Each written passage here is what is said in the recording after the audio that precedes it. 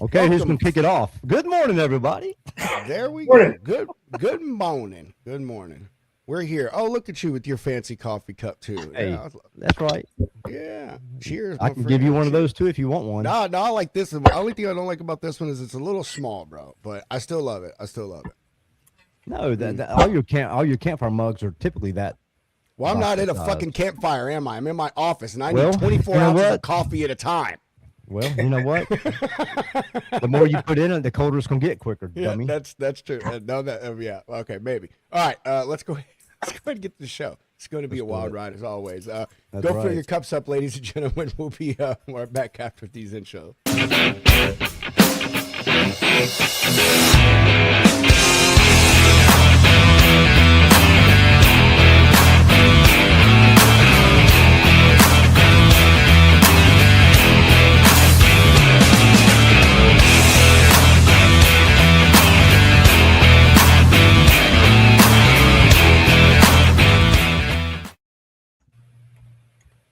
So it's good morning, everybody. Who?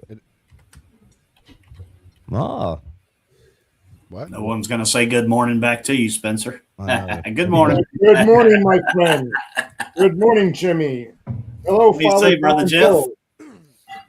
Good morning, all. I know. I was about to say, hey, look, we have got to take some time and show some attention to the mythical Bill Robinson. You swear that he's fake, that he's AI. You're not sure he exists because you see him all online, but you never see his face really. So you know what I mean? It's all AI Bill. Bill, man, what is pinch him? What's up, Bill? It's good to see you, brother, man. You as well. I was glad to catch part of the show yesterday. Unfortunately, I had a call, so I couldn't listen to all 50 years of Jeff's history yesterday as he was going through it. You know, I did. I'm fortunate enough to have known Jeff for 3 years, so I know the history. And of course, he will always tease that I helped build the pyramids with him. So we're good. I wish I could have stayed to hear the rest on the FFTF that I know is progressing very nicely with all the group and everything else and doing some great things. I appreciate you, Bill. Thank you. Well, Bill, since we only got you for a short time, how have you been, man? What's going on? Did you get a new office, or are you just at the house, or what? No, actually, so we were fortunate enough that we've taken on an additional 450,000 square feet of food-grade warehousing space just north of us in our old corporate office. So with restructuring and doing things, our assets have all been moved up to that yard. And, you know, they moved me from upstairs to downstairs with sales and marketing now at this point. Apparently I'm a sales guy. And at the same time, I just haven't put anything back up in the office. And even our CEO came by the other day and asked me when I'm moving in. Nice. As soon as I get time, of course, I'll worry about decorating the white walls around me. But for now, it's been busy. So I've been fortunate enough to be busy. We've had some great opportunities coming at us and some good growth as a company, which in this current market is obviously a positive for us. Heck yeah, it is, broski. That's good. Bill, where are you located? So I'm in Ontario, Canada, Spence. Okay, and yeah. When you look at it, I'm probably, if there's no traffic, which never happens in our city, I can get to Toronto in just about 55 minutes, under an hour. Yeah, I spent a lot of time in Windsor in my previous life, but so if you look at it from Windsor, we're about probably about just over an hour and a half from Windsor coming in towards us towards GTA. Are you right off the 401? Yes, in this case, we're right off the 401. When you come into Guelph, there's two interchanges. We're on the 6 South 6 Rock Road one. Yep. So we have a corporate office here. We have a warehouse just north of us on the same road. And then we have a warehouse in Cambridge and one in Brantford. So we have about 650,000 square feet total now. Nice. Wow. Yeah, when I started my trucking company back in 1996, it was started as a medical courier company. And then around 2000, started kind of migrating into the over-the-road expedites. And my first customer, the first expedite we ever pulled was for TST Expedite up in Canada. Oh, that does go back, because now TST, of course, is part of the the TFI International Group or Transports International. Yeah.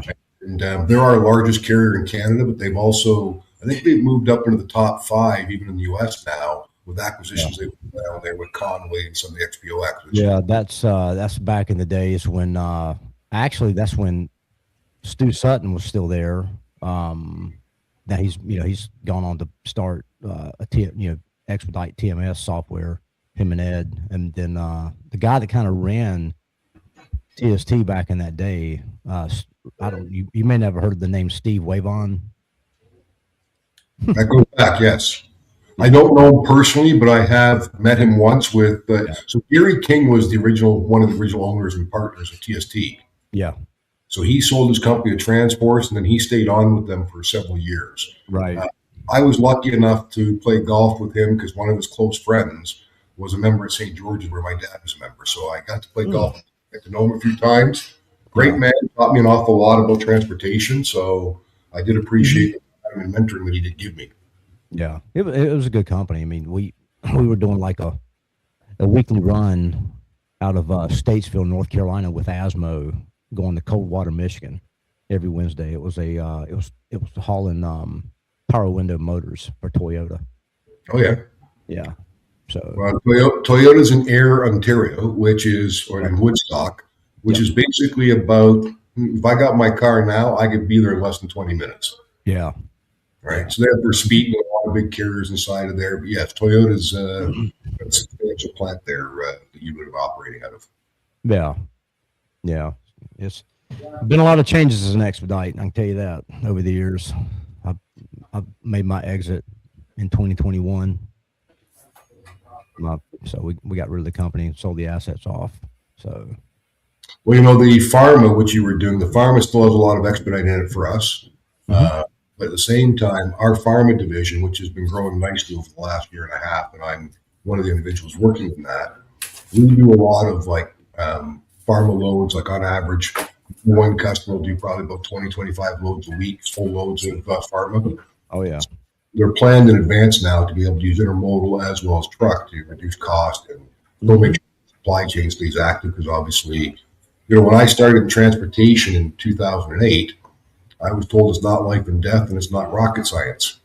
And then when you start handling farm, you start to realize, life and death becomes more of a challenge. So the way you move things, do it, the GXP, the GDP designation, also key to handling farm the right way.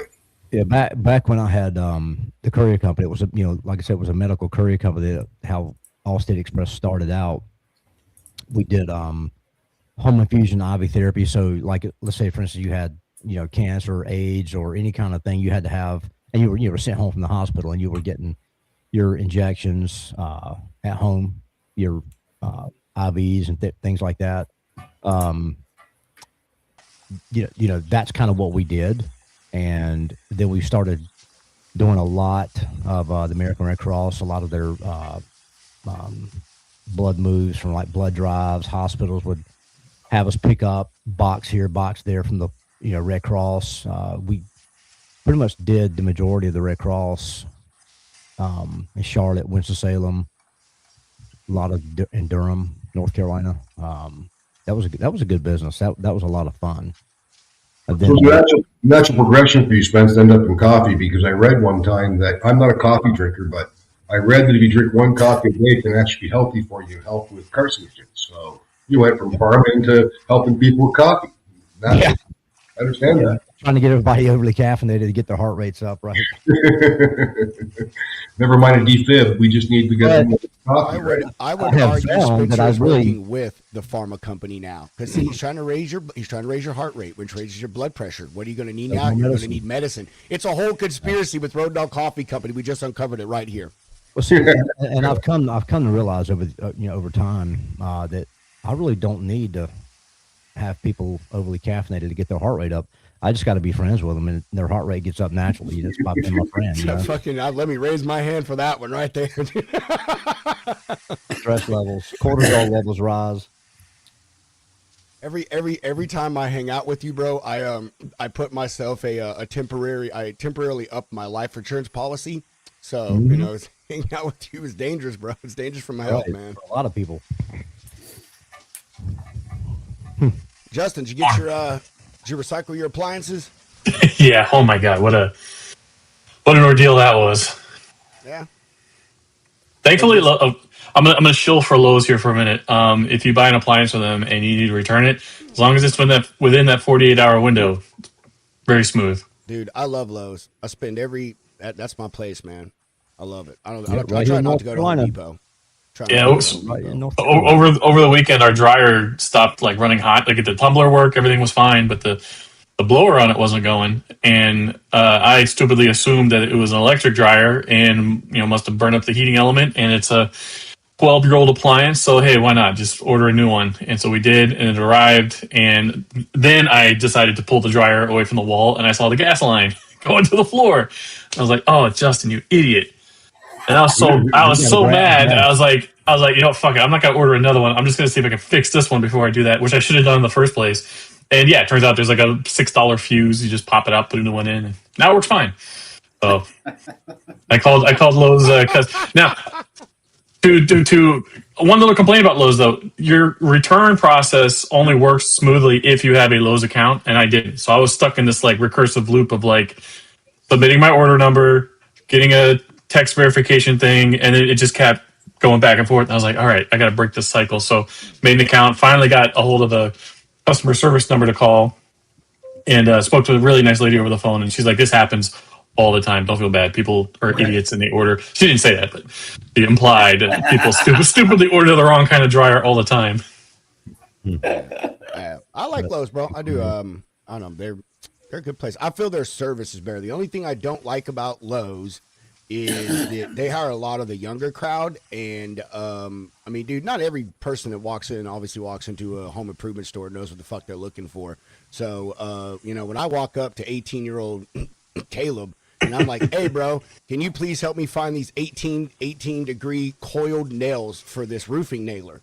And you send me over to the lawn and garden section, we got a problem. You know what I mean? So, Your like ideal home improvement employee is like a semi-retired boomer who just like has been a tinkerer their entire life and knows exactly with the limp, bro. Yeah. And maybe missing a few fingers. Maybe a digit finger missing. Yeah, especially if they're like working in the wood section.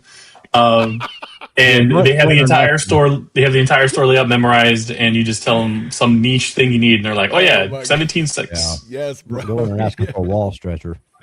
Wall stretcher. Dude, Get one of those young people. They'd be like, I don't know. Let me look that up. Oh, dude, they all do, bro. Every single one of them now, they pull out their phone and pull out the store app, and I'm like, I could have fucking done that. Well, you know what I mean? The apps, what they've got on their phone is actually a like a diagram, planogram, whatever, of the whole entire store, and it's pretty accurate. It can pinpoint exactly, and it tracks them inside, and it tells them where they are and all this stuff. A lot of stores are doing that. You go to Target or Walmart now, and you ask an associate for something, and that's what they do. They just pull out their in-store own device and they look it up for you. But it gives me the same vibes of like going to a doctor and then seeing him leave the examination room, go into his desk, and then typing in all your symptoms into ChatGPT. Like, dude, I was doing the exact same thing before I came here. What are we doing? Right. TT sits there and repeats to Justin the exact same thing Justin told him when he called. He was like, yeah, I think I'm going to get a second opinion. Not medical medical advice, but I burnt the living shit out of my thumb last summer, and I used ChatGPT to like walk me through like the treatment cycle, and it was great.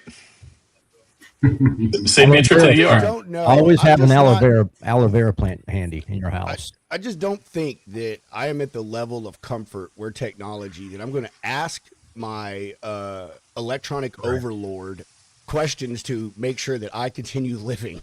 You know what I mean? I burnt my finger. I have a little blister. What should I do? Chop the arm off. The original guy. Well, I think enough people are like such hypochondriacs that they just plug up the health system with like every little complaint about anything. And I think some people just need that assurance of like, okay, as long as you're explicit with all of your symptoms, and it could just go down the logic tree of like what it is. As long as you know that you're not going to die there on the spot, you're okay. Okay, take some Advil, walk it off, you'll be fine. look, everybody. The military figured this shit out years ago. All right, Jimmy can help me here. You need two things to survive any injury, or three things to survive any injury: ibuprofen, drink more water, change your socks. That's it. Socks. Maybe that does it every time. Every time, bro. Every no, time. some duct tape.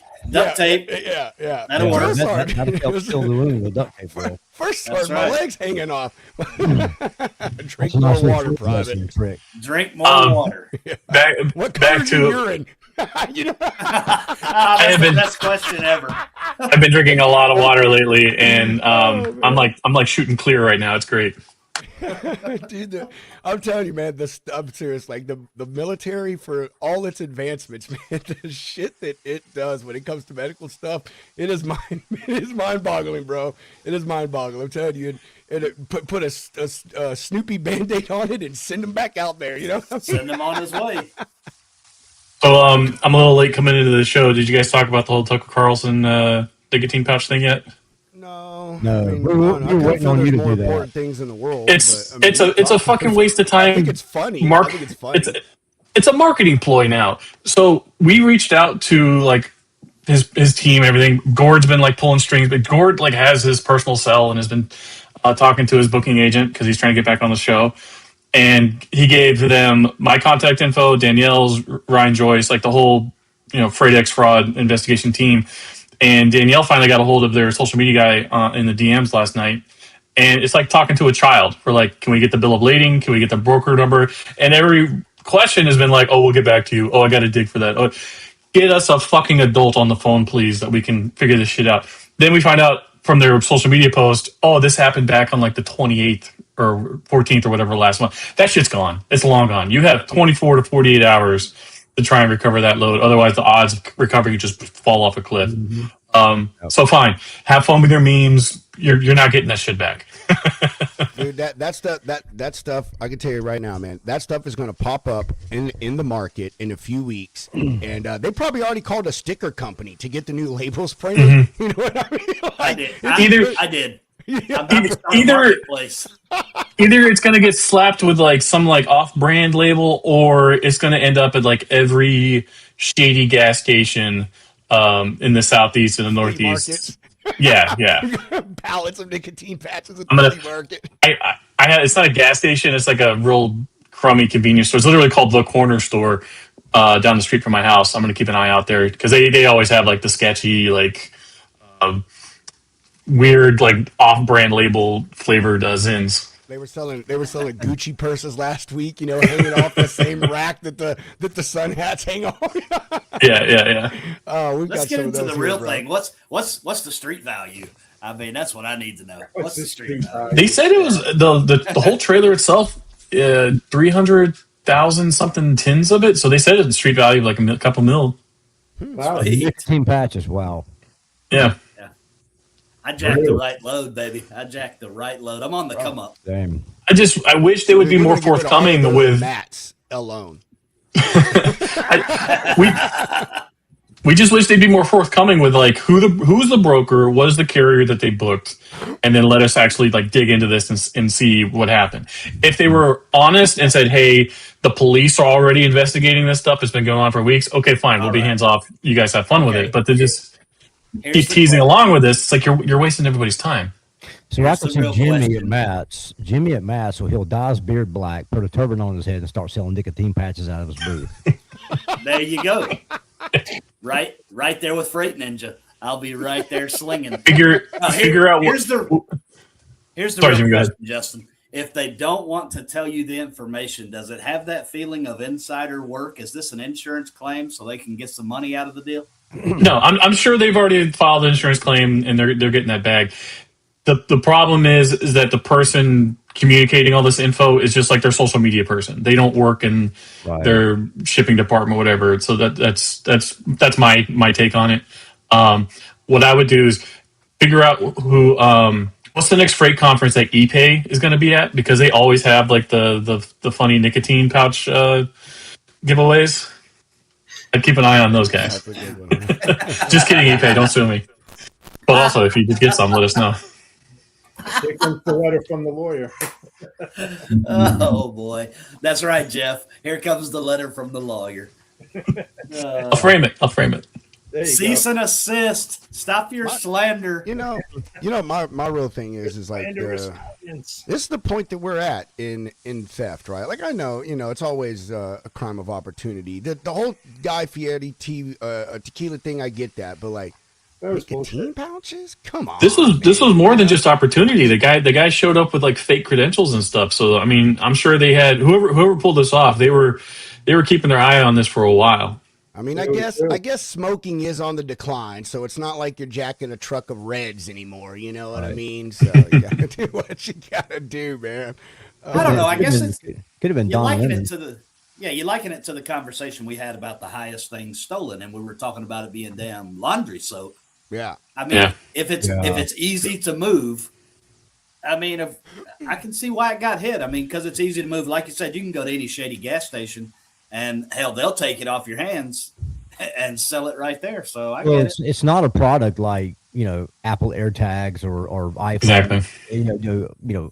It's nicotine patches, so you know that there's not going to be a lot of spotlight shine on that. If I'm a criminal dirtbag and I manage to get my hands on like a shipping container full of like these new MacBooks that are coming out, all Apple needs to do is figure out the trailer number, the lot number, hit a button, and they just nuked every device that I've stolen. So it holds no value to me trying to sell it. No. Yep, exactly. So You I know, mean, I it makes don't know. sense. I mean, go ahead, Jeff. Well, Yeah, I don't know why. You mentioned Guy Fieri, right? They waited a freaking year to talk about it, and then it was on CBS. Well, they It's don't- like, why they did don't wanna be people, embarrassed. when things happen like that, why don't they get law enforcement and everybody involved? Well, You know, like here's the the other. Free Fraud Task Force or somebody, like us, that could jump on it and help him. Why sit on it for a year? That doesn't help anybody. Well, I think the report came out a year or whatever, however many months later. But I think at the time they did get with somebody to try and investigate it. Yeah, because it's irrelevant a year later. I mean, why even Mhm. put it out there? I mean, it's irrelevant. Well, if they got with somebody, when it happened, and they got the same runaround that a lot of us brokers get, I can see why it didn't come out for so long. Because let's be honest, I mean, freight fraud fighters have been around for a while, but it's really just now gaining traction with the Jeffs and the Justins, and the Johns of the world. But I mean, hell, I've dealt with it in my career. And you call the PD, and they're like, "Oh, it's not my issue." They say, "Call this PD." Okay, oh, it's not our issue. I mean, if you get that runaround, it's kind of like, I get it. Well, that was why they were trying to pass CORCA, the Combating Organized Retail Crime Act. That was supposed to be a task force to actually take care of this at the federal level. Because as any of us knows, you contact the FBI and you tell them, "Hey, I got a $3 million shipment stolen," and they're like, "Well, was the guy hauling a bomb or is he a serial killer?" No, okay. This is something significant. Yeah. But yeah, also think That's this. gonna be a local. Bugatti, law enforcement's all over that, right? Someone steals somebody's car, they're all over there trying to find where that is. If it's a trailer load of like tough books, Panasonic tough books, over $1 million, it's just like not my problem. Yeah. man. Yeah, not my problem. I think also like money in about my what street is missing. They're gonna what be Dell is what Dell has been bringing up a point that we all talked about a long time ago when it comes to the whole fraud thing is that none of these people want to share any information because they're all afraid someone's going to use it to hurt them, and they think that it's proprietary and blah blah blah blah blah. On the root of stuff, I mean that they share, and I would even say law enforcement across the crime spectrum. You can name any crime, and you can go on the FBI database, and there's a little asterisk that says, these are just estimates. A vast majority of these crimes are not reported. So a big part of these things aren't even reported to law enforcement agency. And the only reason these things are getting any kind of traction is because these people are celebrities, which is honestly kind of sad because let's be honest. I mean, how many truckloads of maybe plasma were probably stolen this month that were going to save people's lives, but that isn't in the news, but I think the big part of this is that they just don't want to look bad or talk to people like Justin and Danielle and Dale and you, Jeff, who are complete outsiders. They have no reason to trust you, and in a world where all people want to do, a lot of people want to do is find a way to use some information to harm you or get a leg up or whatever. I think that's a big part of the issue. You know, they're just too afraid, and they don't want to be embarrassed. And until we figure that part out, which we never will, then it's just going to continue. And Dell Prax is pushing that so freaking hard right now. Yeah. So hard. That same thing. Everyone's complaining about the same problem.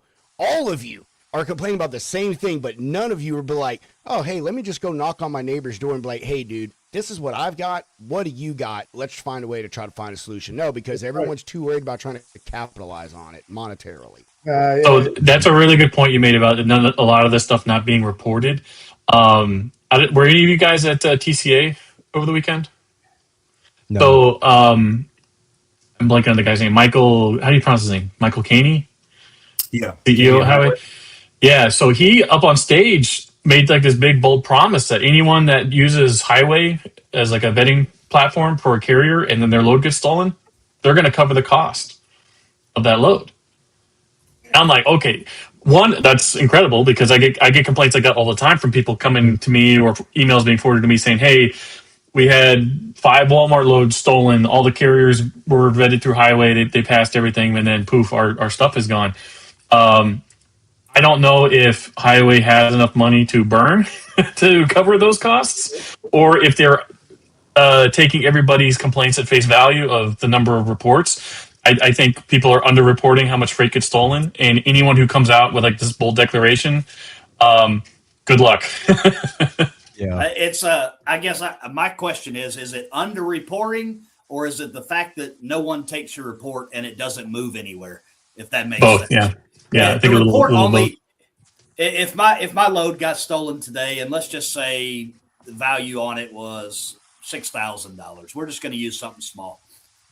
Am I really going to call and push that through my insurance and get higher premiums, or am I just going to pay that after the PD shut me down? That's not my problem. Not my problem. I'm probably just going to pay it, move on, save the customer, save the issues.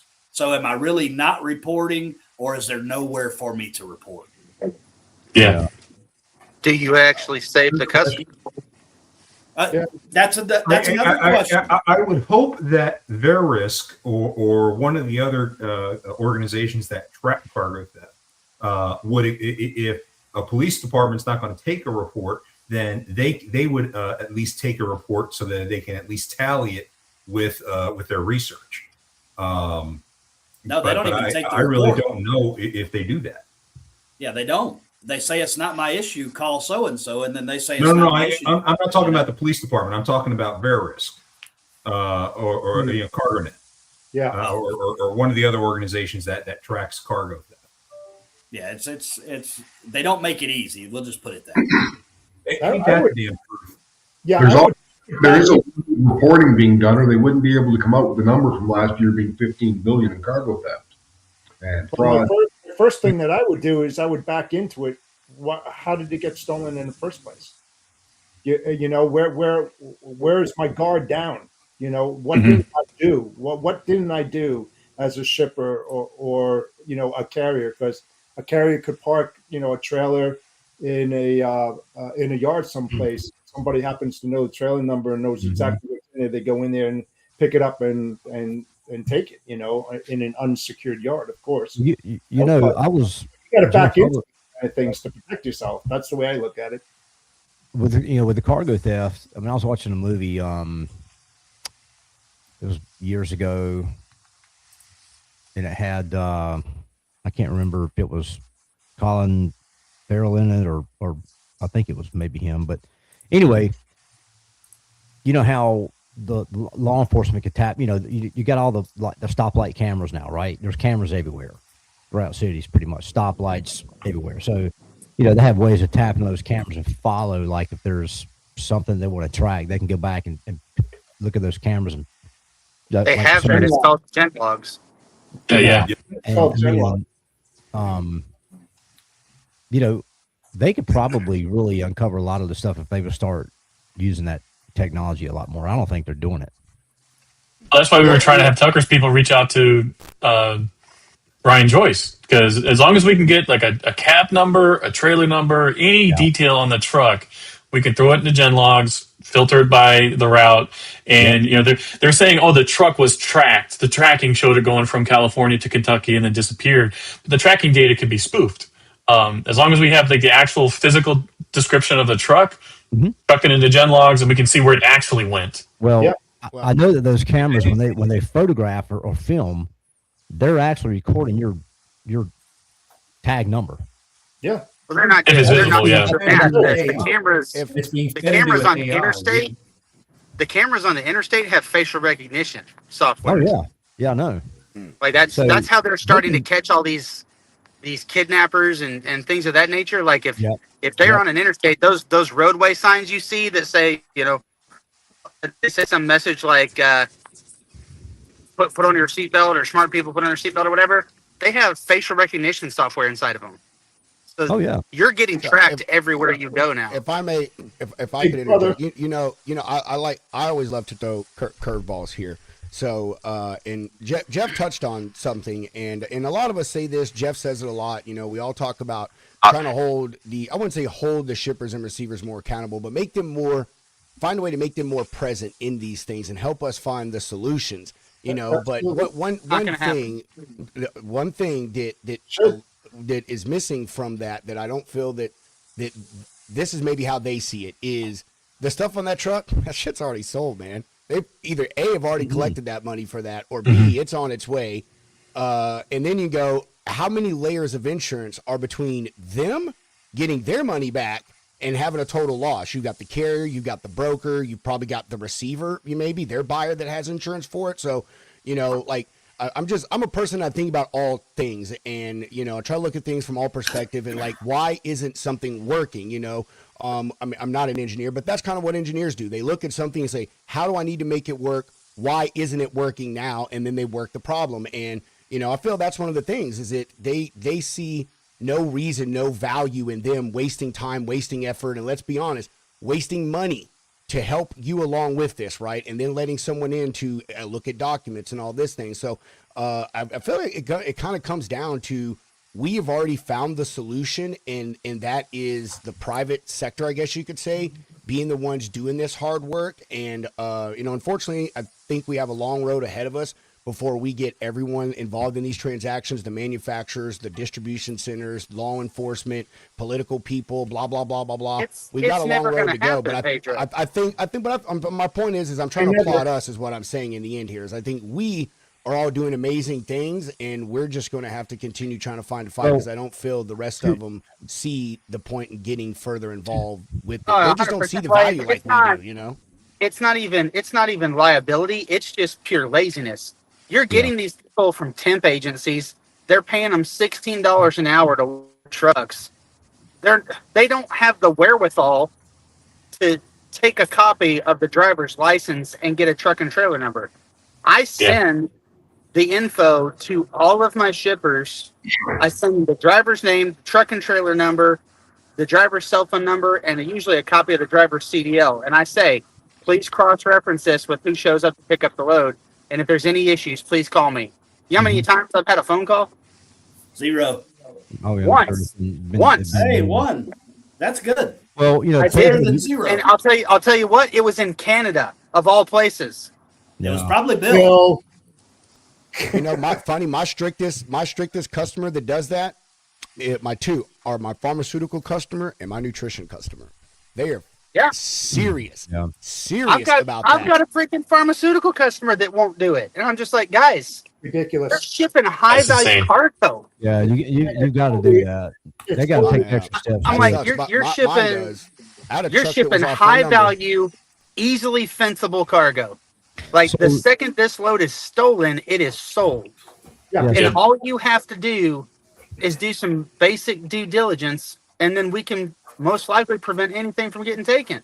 Yeah. What I would, if I was one of these shippers, I would be using something like Gate. Do you guys know about GateGo? No, think of GateGo as it's like gen logs, but for yards. So it's just a camera sits by the entry and exit, and it records every truck and trailer coming in and out of your gate. So you as a customer, if you want to know where the hell your truck is, oh, it was flagged coming into this gate at timestamp XYZ. And the cameras are high definition enough that it records, the seal number and everything on the trailer as long as it's visible. So I think tech tools like that are like the way forward. Because as we're saying, like the government's just not fast enough to keep up with all this stuff. Well, Pedro's I have to comment. disagree with Adam on one thing, because I think differently, because I'm a shipper at heart, even though I'm a broker. And the way I look at it is when a company hires a logistics manager, they're responsible for protecting their brand image and reputation as well as your own. All right. You are supposed to put in the work instructions, the process improvement plans, everything under the sun to save money and to protect their goods at all costs, even if it is vendor routed. It doesn't matter. It banged your dock, you loaded it. You have the responsibility and accountability to make sure that that's the right carrier who banged that, and that, the MC number, DOT number. You could just go into a plethora of things. And any logistics manager out there that doesn't perform that isn't responsible. Your brand image and reputation is in every single truck. Right. Every shipper starts the process. You won't be talking about this if a shipper never shipped a product. All right. That's a fact. It all starts with the shipper. The shipper is our eyes. We're not perfect. Carriers are not perfect. Brokers aren't perfect. And shippers. We have to have that trifecta. Well, as I call it. Everybody has to check everybody else out. And these guys are so sophisticated now that you could have like the greatest people working on the dock or recording every single detail of the truck and the driver coming in. But if it's a load that's been intercepted and the driver shows up with fake credentials, you don't really know all that stuff. So having these like recording tools handy so that when the shipment is realized, oh, it's been stolen, you have a record of, okay, this is the face of the driver who picked it up. These are the details of his truck and trailer. Now we can actually go after this shipment. Yeah. Well, and like Pedro said earlier about this stuff, like one of the things with that traveler's insurance event I was at, a lot of it's gone within 2 days. It's overseas being sold in the markets overseas or somewhere. But and also with the private sector, it's just like what's going on right now in the Middle East, with the private sector is providing all the lift to get all the Americans out of the Middle East area, right? So private contractors and things like that. But I think that the private sector, if certain organizations could really play a huge role in combating some of this theft and recovering shipments and bringing people to justice over this stuff. But and just like our good friend right here, Dave Riley, asked the question, how many of these high value shipments are inside jobs? Well, I guarantee you, I'd love to know what that percentage is. At a cargo seminar, because I was going to answer that for Dave as well, at a cargo seminar I attended, they actually had the FBI come in, and they believe that as much as 80 to 90% of the cargo theft on the high value is an inside job. Yeah, or somebody who previously worked there that's feeding information to somebody else. So people will go get jobs at these facilities just to get information, then they'll get fired, quit, whatever, and then the way they go, On that, I think Adam honestly hit that shit on the head. And here's another guy who knows this specific thing in and out, is Mr. John here. But a majority of these places, they hire temp worker people, man. They do. I'm not throwing any shade or hating on you, man. Like, you do what you do and stuff. I've done it, but it's just you hire these people that are through a temp agency that they haven't been vetted. You bring them into a facility that who knows what you do. Maybe you just make diapers. Who really gives a crap about what's going on there? But the person wearing the diaper gets. I see what you did there. Point is that these people have access, even whether you think it or not, to a lot of information about your building. You know what I mean? And your operations, even if they're just standing on a line looking and making sure all the diapers are white, you know what I mean? They're still getting to see a lot. And like you said, Spencer, they leave and, maybe something happened that was wrong, or maybe they're just a bad person, period. Right. And the point is you let folks in and out of your building all the time with these temp workers on this dock. They see processes, they do things, they know when trucks come, so forth, so on. And it's a risk, and I'm not saying everyone that in that situation is like that. But companies don't think about this, and that's I feel a really sad part, and I say sad about our time and age, especially with the way the economy and stuff is in our country and around the world, is everything is so damn price driven and margin driven right now that's their thought is, well, if I can just save money and pay, Joseph $16 an hour for the next 6 weeks, and then I'll get, Justin in here and I'll pay him $15.50 for the few weeks after that, versus, man, let me just hire Bill and pay him $25 an hour and keep him on a permanent, give him good benefits, and he'll do all the, you know what I mean? So there's a lot of risk that a lot of exposure people don't think about, I guess is my point. It's a very simple equation. If I am working at this place as like a temp worker and I'm making 15 an hour, I know how much I'm being paid to be there. And if I see an opportunity where I can make a couple grand or however much they're paying me for some inside info, of course I'm gonna give it out. I have zero loyalty to this company. They're not gonna have my back on anything. Why wouldn't I? Mm-hmm. Hey, it's just because there's no risk of me being caught either. Right. Well, here's something for you. So years ago we had a driver, and this is we all know this goes on, but we had a driver. He was relatively new to Allstate Express. He was in a tractor. He was not loaded, thank God. But he got popped coming out of Houston, Texas, on the interstate. There was another checkpoint set up where he had like 4 illegals in his sleeper berth that some coyote or whoever came up to him in a truck stop and said, "Hey, we're going to give you $5,000. Just drive these people 30 miles up the road and stop here at this rest area. And all you got to do is let them out, and you're going to make $5,000 to do this." Yeah. He got popped. Everything got confiscated. Thank God we got our truck and trailer back. But it's just, I don't know which one of you guys made the comment that these people who are paid a low wage, if somebody comes to them and gets to them and convinces them, say, "Hey, I'm going to give you X for information on X," I mean, a lot of times they're going to do it if they don't. You as a driver right now, if you're parking at a truck stop in Laredo, chances are not zero that some guy in a van is going to come up to you and say, "Hey, can you, put a couple people in your truck? We'll pay you cash." This shit happens all the time. I know. Yeah, and to go back on the low wages, and this is not a knock on temp workers again, but a lot of the times, who are your temp workers? Exactly. Well, what's his name? Former felons that can't get work anywhere. Yes. When I ran warehouses, most of my temps were exactly that. They were guys usually who were still on probation, but they were some of the best freaking workers who ever worked for me. I actually cared about them. I took care of them. I gave them the time off they needed to see their POs.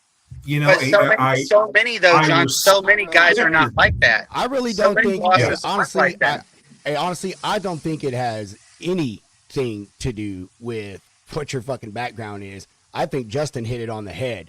You're a human being, bro. Humans are creatures of I'm just stating a fact that opportunity. A lot of these guys have a previous record.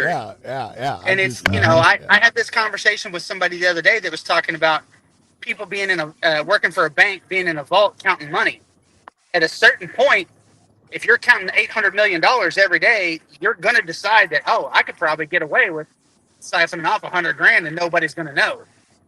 No, you got to do it in weird increment amounts, man. I've already thought about this. You got to take like $500.02 one day, and then like $415.08 the next. Got to be fucking weird, man. It's got to look like an account. None of us in any way. Next thing you know, we'll be watching Fox News trying to steal from your employer or anybody else. None of like you guys remember G-Face, right? Allegedly. You guys remember G-Face, right? From like a year ago or 2 years ago. That was how his whole operation worked. He was hey, what's up, Tab? So he was in jail for like a road rage incident and made a bunch of connections on the inside. When he got out, because of his Armenian background, his whole family is in freight. And he would just go to random warehouses around Southern California, meet guys on the dock that he like served time with. And he'd be like, "Yo, you remember me? I'm G-Face, blah, blah, blah." And he would make him a deal. "You have trucks coming out all the time. I'll Zelle you $200 as long as you start booking those loads through me."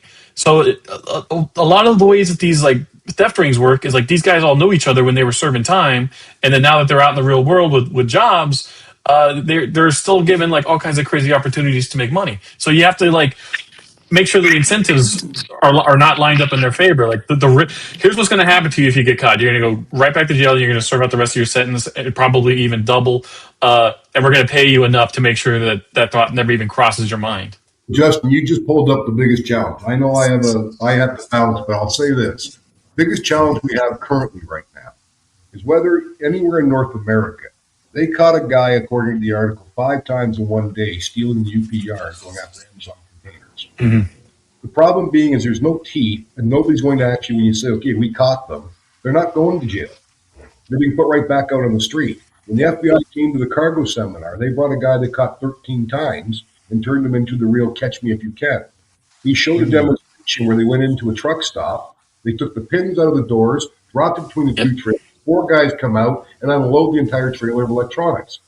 The reality is these people knew what trailer number it was, what was in it, to be able to go and take that one when the driver came to stop before delivering at an electronic company. Well, it's like, okay, so you talk about inside jobs. This has been a few years ago now, but I want to say it was like 2023, 2024, and the new Jordans came out. And this made national freight news. It was at the rail yard in Memphis at the BNSF yard. There's 10,000 containers there. But they parked it in the middle of the yard. Yeah, but they literally knew the containers that had the new Jordans in them, and those were the only containers that got robbed. And they lost $800,000 in Air Jordans. And those things were on Facebook Marketplace the next day. Poshmark, Facebook Marketplace, everywhere, eBay.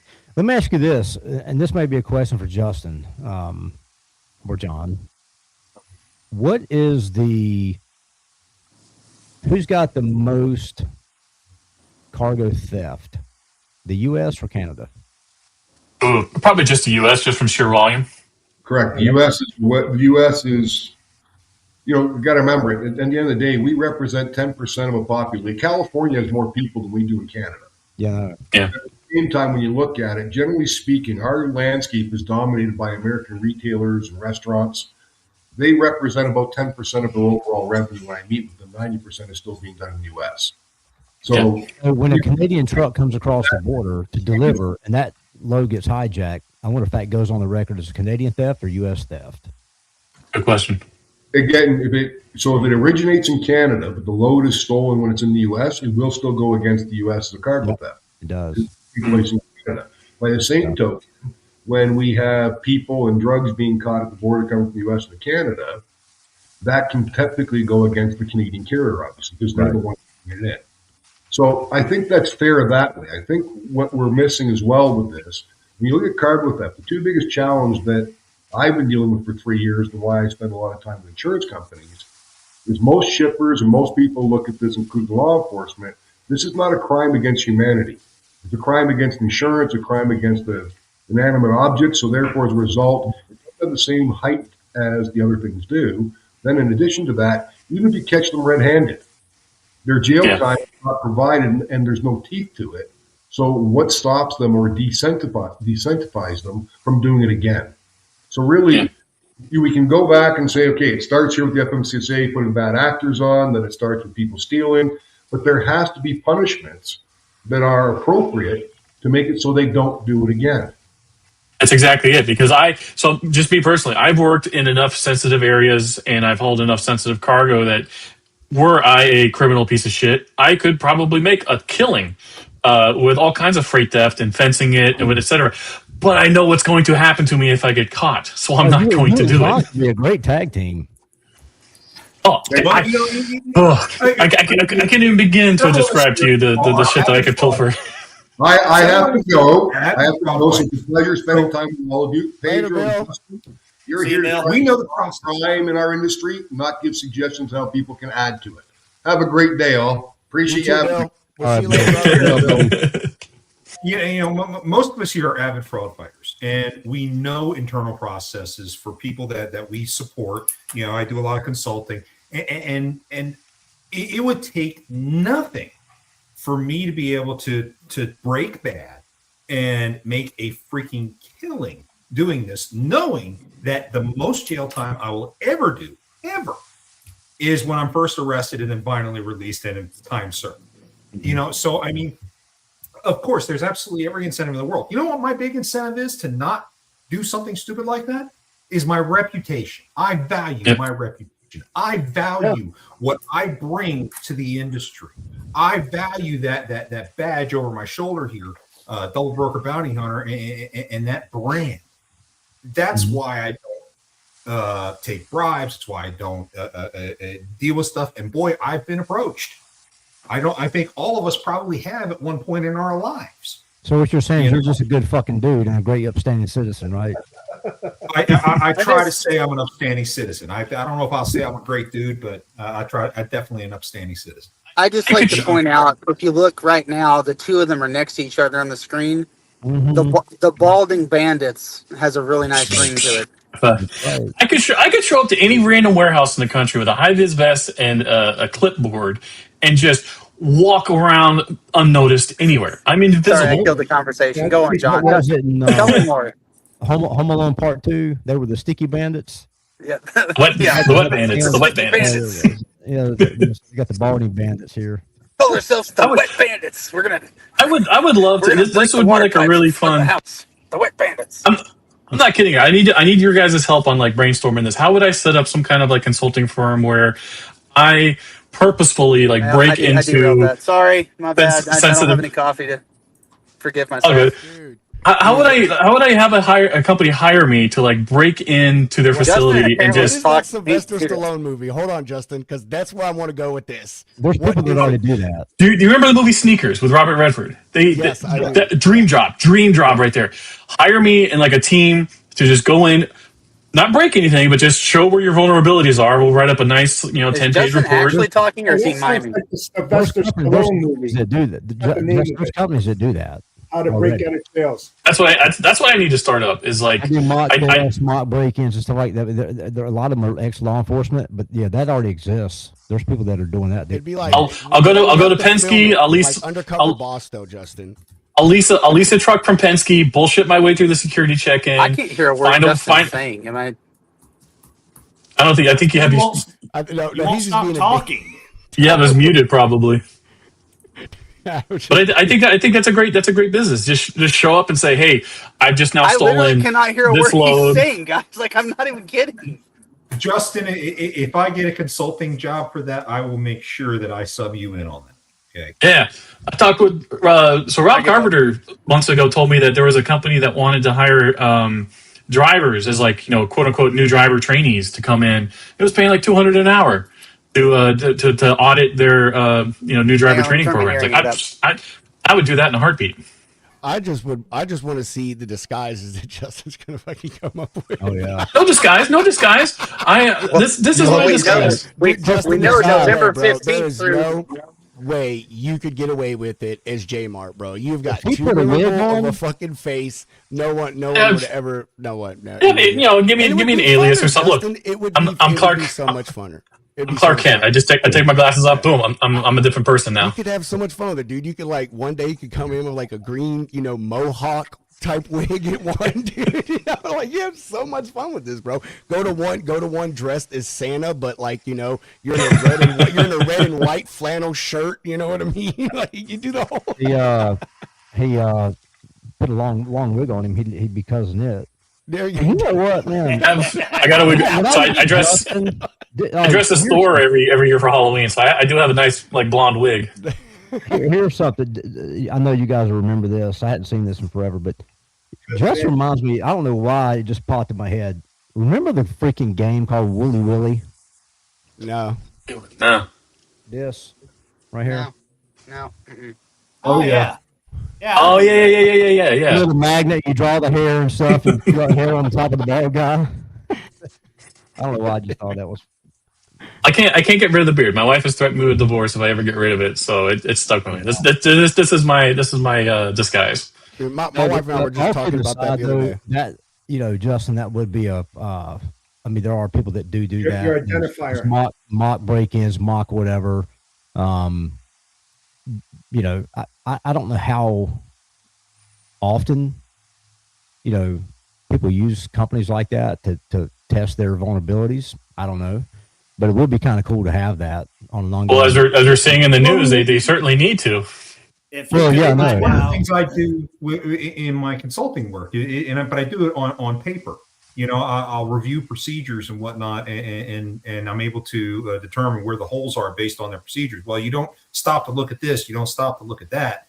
You don't make your customers do this, you don't make your customer do that, and that's a liability. So I mean, I do stuff like that now. Even with my current consulting client, I do that. But I need a list of all of your clients. I need a list of all your clients so I can show up with a rented Penske truck and a leased trailer and just show like how vulnerable they really are. Let's Love put to his do that. auditing to test. I mean, that's why I started Shady Freight, my LLC. I'm trying to get something rolling here with it.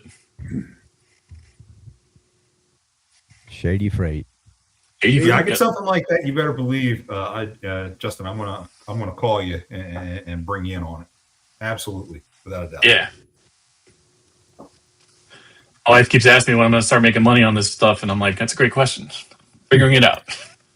Well, I mean, I've been doing the double broker bounty hunter thing now for 4 years, and I'm only just now actually starting to make money off it, to make a living off of it. So I mean, it took forever to develop it. It's just a lot of people still don't know who the hell I am, which is fine. But no one looks for me or until they become a victim. No one looks for the kinds of services that we offer, the things that we do as a group, until they become a victim, because no one ever thinks about it. That's my biggest frustration with the current administration is everyone's trying to be like reactive to everything going on. And like, guys, there are steps you can take to be super proactive. It's not going to guarantee everything goes away overnight, but you're going to have a massive impact on freight fraud, freight theft, and everything else going forward. Definitely on the way. Yeah, it's a big problem. It's going to just continue to be a big problem until people really want to step up and stop the problem. That's the problem. Yeah, it's a problem. Now they have a mindset. Rather just pay it out and be done. Well, there's so many layers of like not accountability, but like just so many buffers. Like you shipper, the carrier, the broker, the dispatcher, and then like everyone's got insurance in between. Right. And at no point in any of those links is anyone like, I am the one party directly responsible for all of this. Everything falls on me. It all just kind of gets spread around. Mm-hmm. Well, Not and entirely. ultimately, it all gets spread around, but it all comes back to the insurance. Let's get back to the basis. At some point, somebody's got to pay. But if I'm said insurance company, I pay out this claim, but I got 40,000 other customers who didn't make a claim.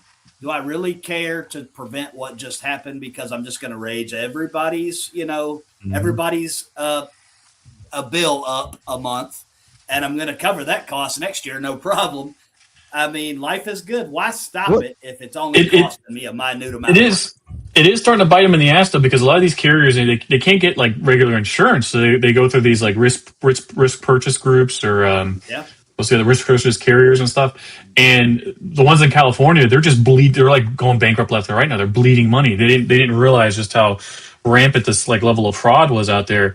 And so, by all means, insurance companies, if you're listening, get with us. We want to save you some money. What's the name of the company in Texas that does all the tracking, like high value cargo? They're like little round coins, and they just randomly throw them in a package or randomly throw them in to a skid somewhere. You don't know which one it is. There's several companies like that. Yeah, there's a lot. Texas, pretty big. They were one of the pioneers doing this stuff, but I mean, Tracks it or trucks it. I can't remember the name of them, but maybe maybe the insurance companies need to require something. I mean, I don't know how expensive it will be, but any cargo that's over 50 grand or over 100 grand requires some kind of outside of just truck tracking. You got to have some kind of other device thrown into the cargo that cannot be found, or you don't know where it's at. There is a problem with that. the more sophisticated guys, so like the Mexican cartels, Yeah. stuff like that, when they take a stolen load to a transload site, Mhm. they have electronic sniffers Yeah, throughout the right. facility. So they leave the cargo on the dock, and then when the tracker gets pinged, their electronic find it. sniffers will triangulate and identify where the item is. They pull it off, they smash it, then they load the cargo back onto a truck and rotate it right. around to another site. It's called cargo laundering. Yeah. I mean, kind of like money laundering, Right. you know. But that's how they get away with it. So yes, the trackers help. They certainly add value, but it's only early on in the incident. What really drives me nuts is that somebody doesn't own up that there's a problem when the problem originally happens. I'm dealing with a case right now with another client of mine where they had a cargo that was stolen 3 months ago. It did not get reported until early this week. It's long gone. And it's like, okay, why didn't you guys say something 3 months ago when it was quote unquote delivered? Well, we didn't check it in, and I was like, well, then why is my client responsible then? I mean, from everything I know, I haven't been doing this long, only since 2013, so not quite as long as Jeff. But if I ship something from California all the way over here to the East Coast, it's not a 3-month transit. So what happened? It's a 3-day. Well, Jeff started his career back in biblical days. He was running logistics for fish and grapes and stuff. You know. Pontius Pilate was one of his clients. You know, I mean, I think too, brokers and shippers need to just realize, like, if you're shipping that kind of high value freight on a journey that long, you need to have certain levels of service for your carrier. So like when I was hauling military freight, all of our trailers had to have sensors on the doors, and it prevents people from not just breaking the seal, but removing the bolts. On the bolts had to be welded onto the door too. So if the doors from the trailer were removed, there was an Air Force base out of Chicago that would get an alert saying, boop, hey, this load's being open. And if you're hauling, if you're shipping, freight that really is that valuable, you need to have carriers that have that kind of equipment. Here's an idea. I just don't know if they're willing to pay for that kind of service. I think there's a market out there now where you for chase vehicles. I think for high value loads, I think there are freight brokers out there who really need to hire somebody who's going to follow the damn truck. Yeah, chase cars. Make sure the truck's actually on point and follows it right to its delivery. A lot of like a backhaul for an oversize. some DOD. Well, that if you're hauling currency from the Mint or certain DOD freight, that's required, right? So remember back in the day, when apparently not. The one in Philly, the guy had $200,000 or $300,000 worth of nickels in his truck. So he parked the damn thing at a Walmart parking lot and then came back to go home to take a nap, and then came back and the whole fucking trailer was stolen. We're supposed to be doing it, but remember back in the day when everybody had Qualcomms. We had Qualcomms on our trucks. The white dome. Oh yeah. Now we never did pharmaceutical freight or anything, but remember, if you're hauling the currency, the DOD freight, specific DOD freight, or some pharma, you had to have panic buttons. And yeah, we had one in our truck. I remember a story. We had a guy actually came over from Landstar Express America, and he was an expediter in the straight truck, and he come over to us, and we were just talking, he and I, and he was saying that telling me of a story. They did a load from out of Kentucky from the Mint, or from Fort Knox, and there were 3 trucks backed up. It was Landstar and 2 other trucks. Maybe one was Panther. They all had to bump the dock simultaneously, and they were blind loaded, right? Nobody, there were all the skids matched, weight, everything, right? But nobody knew who had the actual. And they were given routes to take, and each truck had decoys, like chase cars. Now, the truck with the currency had a helicopter also flying with it. Now, it was out of sight kind of thing, but it was there. Because he said that they happened to have the currency on their truck, and he stopped. It was he and his wife, and they stopped at a truck stop. And when you haul that freight, somebody has to stay in that truck. If you stop to get fuel or go in the convenience store to get a pack of nabs or whatever, somebody better stay in that truck. You both cannot go in. But they did that. They both went inside, and all of a sudden when they came out, he said their truck was surrounded by freaking FBI, SWAT. I mean, it was just like, and then the helicopter coming overhead. It was like, holy shit, we're all in there, guns drawn, and but with these panic buttons, with these high risk or high value cargo, go back to panic buttons. So if a driver's being hijacked or something happens, a robbery, you hit that damn panic button, and the cavalry comes quick, right? Oh, you hope. Well, I mean, you hope, but I mean, there's got to be more. There's got to be more emphasis put on this. That, I mean, look what it's costing everybody in insurance premiums. It's costing drivers unnecessary money, because a lot of carriers charge the drivers back their insurance premiums. They do. A portion of the cargo insurance, which is for owner operators. In my opinion, that's bullshit. Well, I'm saying like our guys were all owner operators, but they were leased to us exclusively, right? But we didn't charge them back for our portion of our cargo insurance. That was on us to pay for. We didn't ding our guys for that, because that's just bullshit. But I know some of our competitors out there did do that. Mm-hmm. They charged, and it is legal to do that. Yeah, it is. I think it's wrong. It's bad business practice, because, I mean, my God, truckers aren't making enough money anyway, right? They're already, pinching pennies. So why are you going to ding them for other BS? So you got to have work instructions. Like, for instance, I moved $1 million loads, right? And in the transportation contract, you basically have to put in to the driver, did you take a leak? Did you go to the bathroom? Or both of your tanks completely filled? You're not going to stop within 250 miles. All right. Never send the truck on the same route. Geofencing. Tell them that, if it bings, the cops are coming. No two ways about it. Once I get that, and I was moving a lot, and they were laptops, and they were very, very expensive laptops. It went to the CIA, government, fire department, police department, Secret Service, these kind of things where, tough books. What year was this? Exactly what I moved.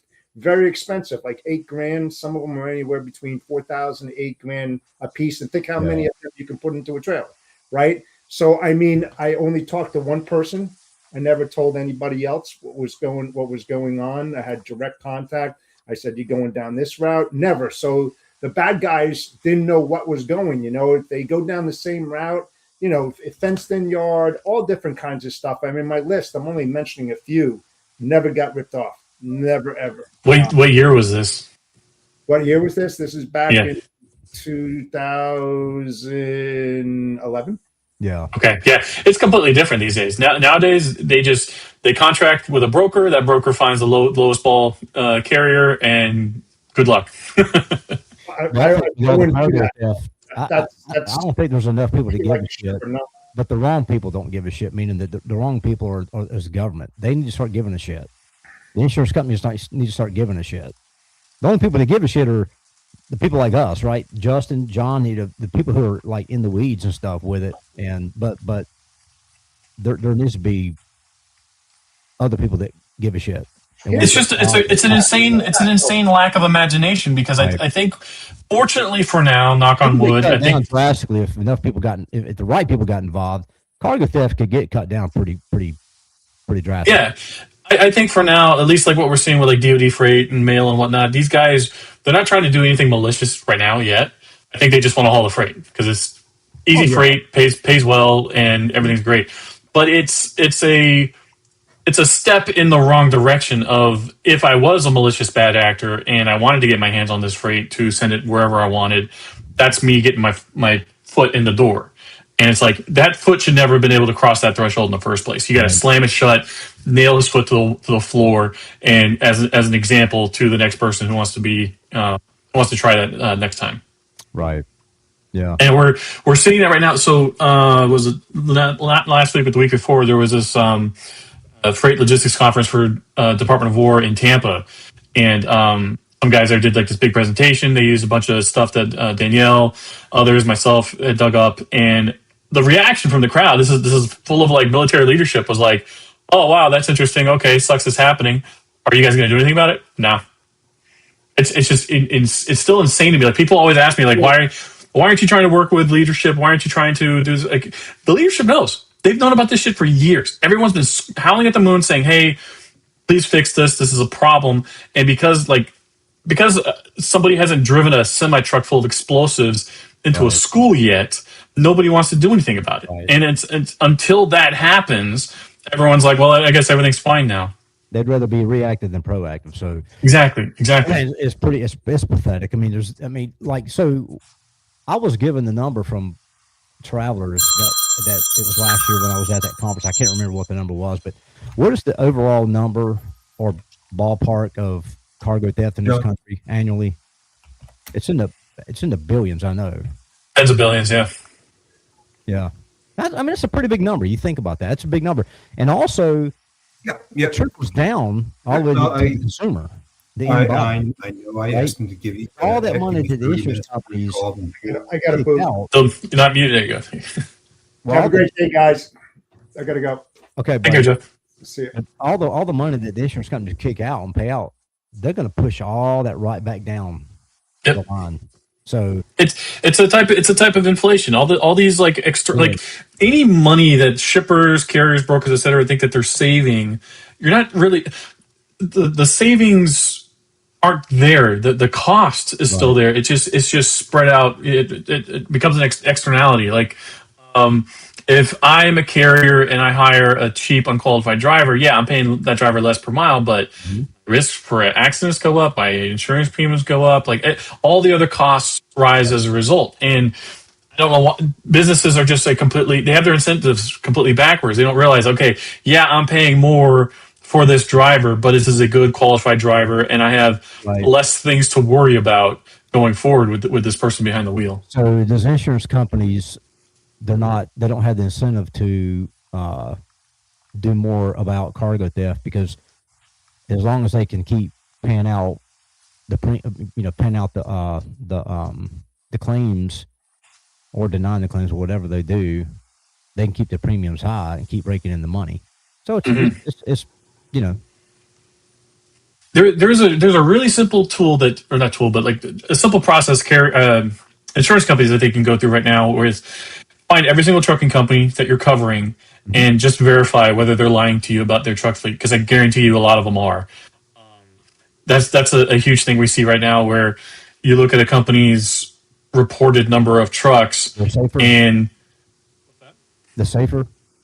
Yeah. So I've been chatting with this guy all week, where he has this carrier that he's been looking at, and it's like every 3-4 weeks they update their MCS 150, and their fleet count goes from like 30 trucks to 150 trucks, 870 trucks. They're jumping around. Once they're paying their taxes and stuff like that, I mean, they're renewing.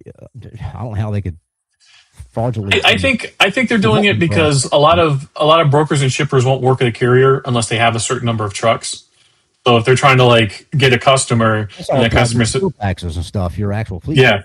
Yeah. So they'll lie about how many trucks they have to get that customer, and then any loads that they're given, if they don't have a truck to cover it, they'll just get somebody else in their network to do it. Right. Yeah. No. And you could slam that shut instantly by just saying, okay, what's the MC number of that carrier? Okay, type it into Gen Logs. This is exactly how many trucks they have. Yeah. I think the insurance companies right now are like the biggest, as far as like on the private sector solutions. I think the insurance companies are probably our best bet for fixing a lot of this shit happening right now. I hate saying it over and over again, but the only time I've ever seen a chameleon carrier network actually get stopped is when their insurance gets canceled and nobody wants to book freight with them. True. Well, there's a lot of issues in the industry that's it's got to get have some work through, and a lot of changes that need to be made. There's no doubt about it, and it's just we just got to stay vigilant and keep preaching the gospel, and guys like you and John and others out there that are doing their part to bring awareness to it. Just stay in the fight. It's all we can do. But Anyway, I guess we need to wind this thing down because Pedro looks like he's got stuff to do. I think.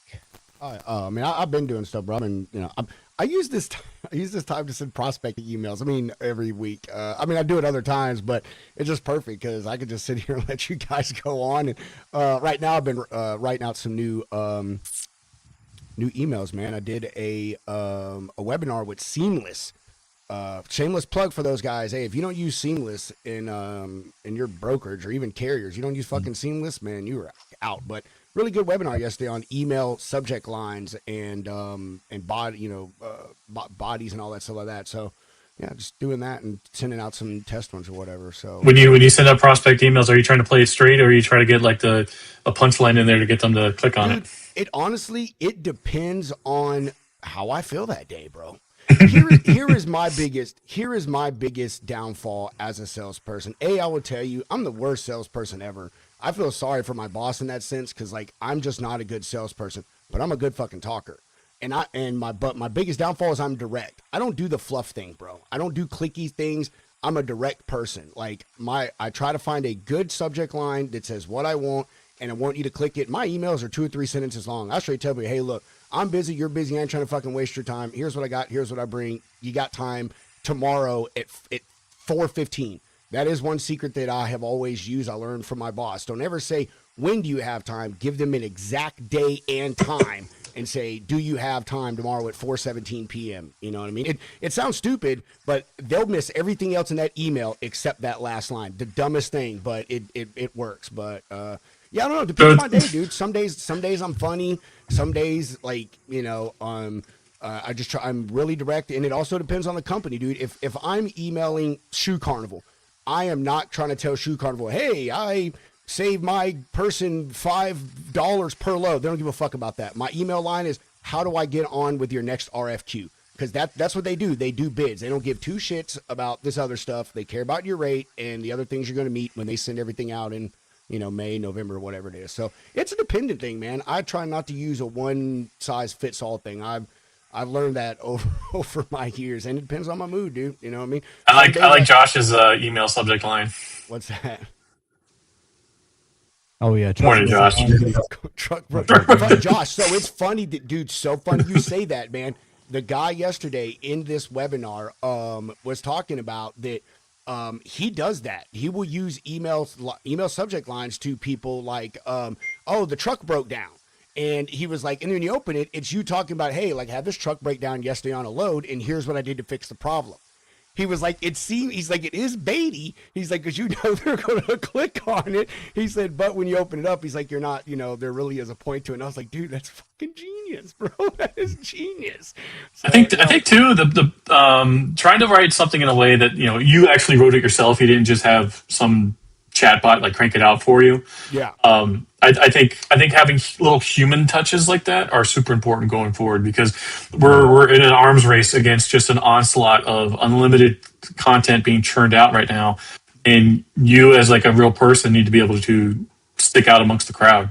I will say this. So I do use AI for ideas. I never copy and paste into an email. Like I will hey, write me a funny prospecting email using my brand Pedro Potato, and it'll write me something, and it's always something I would never ever say, but it's like, oh, that is pretty fucking funny, and you just move a few words and stuff around. And I will use this in my defense. I've got a brain injury, bro, so like it is really hard for me to just honestly sometimes think. Period. Oh, marriage. I mean, Spencer, you spent time, dude. You know how factual that is. So anyway, AI is a really good tool for me because it helps my creative juices get flowing. Believe it or not, I use it as honestly. Maybe I'm fucking weird. I talk to it like a friend. Like when I'll do stuff, it'll I'm like, no. Take this out, put this back, and do this, and send it to me the right way.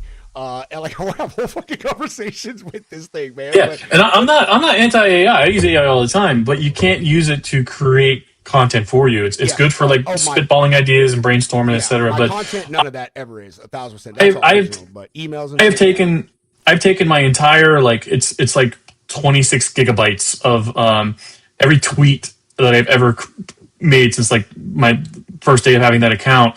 You can go to your account settings, download all of your Twitter data, and I've just dumped that into every LLM that I can get my hands on, and I tell it, okay, learn exactly how I write, and then start cranking out posts for me. And every single one of them is dog shit. They sound nothing like me. It just sounds exactly like a chatbot. And you see that with a lot. And I'm not naming names. This is a lot of people doing this. Where you've been following somebody for years, you know how they talk, you've met them in person, and then as soon as they get their hands on an LLM and they realize, oh, I can just write a prompt and it spits out 6 paragraphs for me every day. They just don't sound like a real person anymore. It's like an invasion of the body snatchers at the moment. Yeah. I'll tell you that I use one AI and one AI only, well, primarily. And my son gives me shit. He's like, Dad, you're such an old person, Gemini. And you want to know why I use Gemini? Well, Gemini's the best out there right now. They're the most advanced. Hold on. Well, maybe Apple for you. I don't know how Apple works, but I'm about to give you my reason. No, Gemini, Google's more advanced than anybody. No, well, hold on. I'm about to I don't care how. It's not that. I'm going to tell you exactly why here in a second. If you'll shut up, Spencer. I'm so sorry. See, we had this planned where we had this little skit. We kind of I love Spencer, man. I'm a Samsung guy, man. Android is all I want to say. So my whole life is connected via my Google. I don't log into anything with passwords. Everything is through my Google profile, right? So Gemini is Google. It has everything about me. Everything. It knows everything. All my emails. It sees how I type things out. Exactly what Justin was just saying is why I use it, is because you have to teach AI. And I watched a video on this, and it was saying, if you're going to use an AI, try to use the same one for everything, so it gets to know you, how you talk, how you type. It learns your profiles, and so it generates more authentic things for you. So that's why I use Gemini, because it does. I mean, it literally is connected to all my stuff, and when it writes things out like Pedro Potato, dude, it sees all the things that I write out about myself. Or when I say, I did one the other day, I said, hey, use my position as the co-host of the Logistics Lounge as a value driver for a prospect that needs logistic services. And it spit me out 5 different things about recent episodes that we did. And it said, you talked about this, this, and this. This would be a great thing to bring up next time you talk to a customer. And I was like, fuck. I mean, how can I pick that one moment out of 4 hours of show, and this thing did it in 45 seconds and picked out one specific moment on my channel and said, I would talk about this if I were you. This is a trending topic in logistics. That's crazy. I guess it's because I don't write a lot of long form content, but even Gemini, when I give it all of my Twitter data, it still just cranks out just like boring AI slop. Now, Gemini is the greatest of all time, the absolute GOAT for image generation right now. I can't even begin to describe you. It's so good. I can copy and paste a photo into it and say, change the outfit this person is wearing to X, Y, and Z, and it's perfect. It's perfect every single time. The Duolingo tweet that I just did today, I just went on Google, searched Duolingo mascot. It pulled up this photo of some guy wearing the mascot bird in Times Square. So I pasted that into Gemini, and I said, change the background of this image to a trucking school set in a parking lot with cones and trucks in the background, and give the guy a high-vis vest and a clipboard, and it nailed it. Just perfect. I like it. I like Gemini. You should ask it to do a mascot for Pedro. He need, like Mr. Potato. It already did. You want to see it? Oh no, yeah, I'd love to see it, bro. Well, see that's where it gets tricky. Trying to have it generate stuff. Mascot for you to make T-shirts with that stuff, dude. Yeah, having it create something whole cloth out of nothing just from a prompt is tricky, because it still has like that tint of like AI thing. That's how I did this one. Taking something that already exists and dumping it in and telling it alter this to do whatever you want, it gets that perfect. Oh yeah. That shit's perfect, isn't it, I'd get a hat, bro. I'd wear that. Dude. That's great.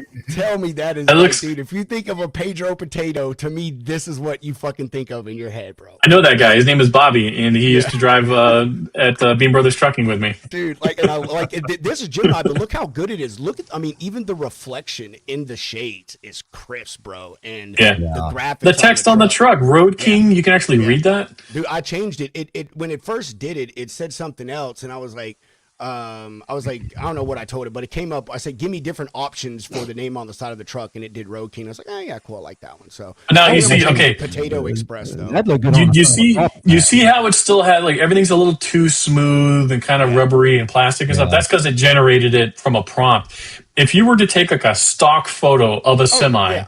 and then put like a clip art of a photo of a potato on it, and then copy paste that into Gemini and tell it what you wanted, the image it creates from that is going to look even better than, Dude, than the one you just showed. I only wanted the potato. Here's the funny part about this.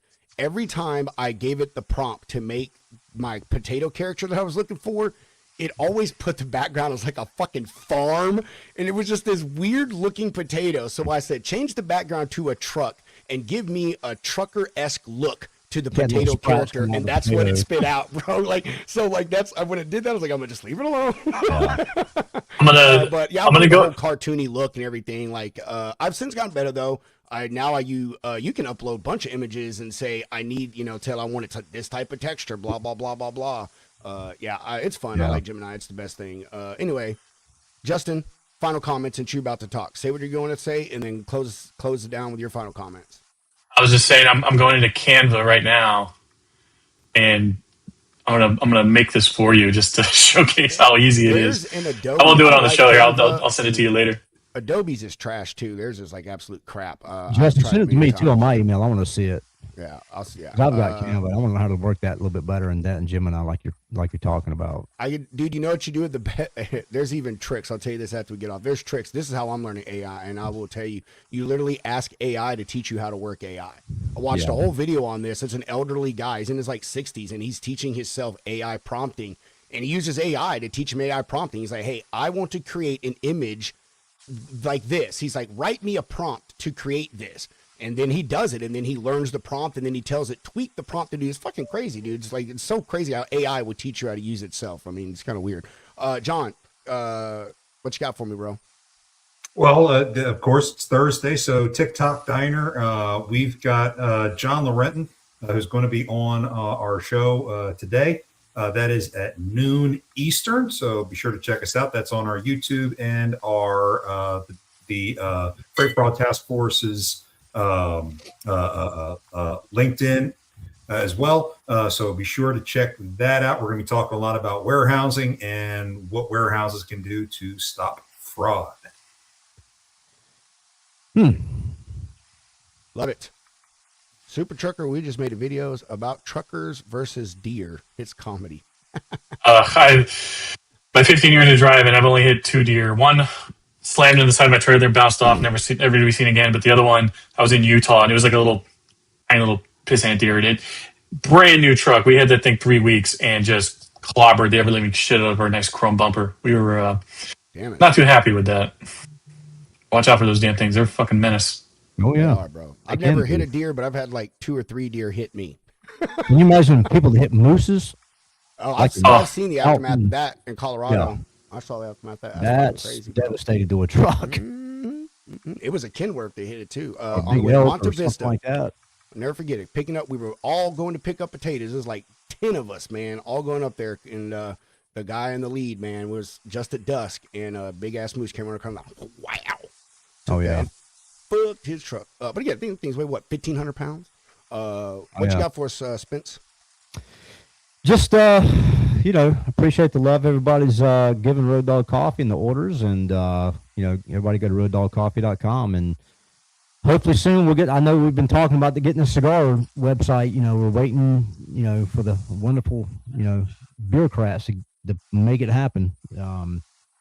There was some hold up, but also the hat. Anybody who's like curious about that hat, it says Mud Flaps right there because everything we do is trucking centric, right? And we promote trucking and things that were nostalgic in trucking. That's a famous, image right there. The Mud Flap girl. I had a friend of mine's girlfriend was pulling in our complex here the other day, and she's like, "What is on your hat?" And I'm like, "You've never seen that image?" She goes, looked at it, and she goes, "Oh my God, yeah, I think I have seen that. Yeah, on the back of Mud Flaps, right?" So promote the hat. Hopefully they'll go online and we'll get some, people can buy them or something, Just promoting the brand, promoting trucking. You know, everything that has to do with trucking, keeping it out there. And can you get that hat yet? I'm sorry. No, well, I mean, it's gonna go online though soon. Yeah, we can get it. You need to. I'm gonna make one before you and put it up there. No, you're not. I'm not. Justin, you just gotta leave it. I was like, you just gotta leave Great. it like So that, bro. I just did that like Awesome, dude. I just did that like 2 minutes in Canva. Now I have Gemini. Oh my god, he So- already can't see it. Oh my god, this is so funny. Oh, this is good. Text it This to me. is so good. Text it over to me. I want to see it. I'm gonna have Justin start doing stuff for me on Canva. You know, for like social media posts for Road Dog Coffee. Yeah, I want to see what you get it to look like. Oh, here, okay, you just sent it to me. I want to see Justin. Oh my god. Oh, I love the kicks though. The kicks are dope. Give me some nice. Yeah, ass, like- but see now they're getting the truck in the background. That's a real stock image. Oh yeah, let me just throw a. Just go ahead and share it. Yeah, sure. That's funny. That's Hold funny. on. I'm feeling left out here. It was texted to me. Oh my god, that's funny. Well, what I've got to say while we wait for Justin to pull these up, well, I'll just talk while he's got them. While he's pulling them up, that's fucking. Show him the first one, bro. The first one's better. I honestly would totally use the first one, dude. Totally would use the first one. But yeah. So let me see what we got. Tomorrow. We holy crap! I am completely drawing a blank. Oh, Well, let me Logistics do Lounge. Chad Ainsworth with PMA Logistics coming on. If you Chad's have good been dude. watching this show since the beginning, you'll remember Chad because there used to be 3 people in the Logistics Lounge. A lot of folks don't know that. There used to be 3 hosts, and tomorrow our old third host is going to come on and hang out with us. We're going to catch up, just have a few drinks, and have a good time. So make sure you watch that tomorrow. I love that one. That's the one right there, dude. That's the one. I cranked this out real quick in Canva, just using the elements here. I type in what I want, find some clip art, dump it in, just copy paste that into Gemini, and I said make this guy photorealistic, and then boom, nails it. That's funny right there. I like that. Anyway, 4 p.m. Central, 5 Eastern, and I think that's all I got, dude. I don't think there's anything else going on, right? Yeah, I just think check we're us good. out next Thursday morning at 9:00 Eastern time. Yeah. 9:05 really, but 9 Yeah. o'clock. Well, no, it's 9-ish, bro. 9-ish. Could be 9:02, 9:05, 9:10. Yeah, Dude, it's we're gonna start. 9-ish. We're gonna start fine tuning the Road Dog Coffee podcast and getting it a little more organized and get some good guests on here and stuff that we can just nail and hound and annihilate. I love all those choice words you just used there. Yeah. You never know what you're going to get when you come on the Road Dog Coffee podcast. Right. Just be prepared for I just watched Imaginary Football League's video here. They did the same mistake that a lot of AI prompts do, is because of the training data that these models are given. If you are very vague with the description of the truck, the first thing it's going to spit out is a European cab over. Oh, really? Yeah. I'm going to go watch it. Oh, All right, yeah. so, hey, with that, I'm going to just do the, oh, shit, I can't copy paste it. Fuck it, I'll find it soon. All right, everybody, we appreciate it. Yeah. Go to roaddogcoffee.com, buy some freaking coffee. Go to logisticsloungeshow.com, buy some hats, buy some shirts, do all the follow stuff and all those things, share, and we'll see everybody next Thursday. That's it. Bye-bye.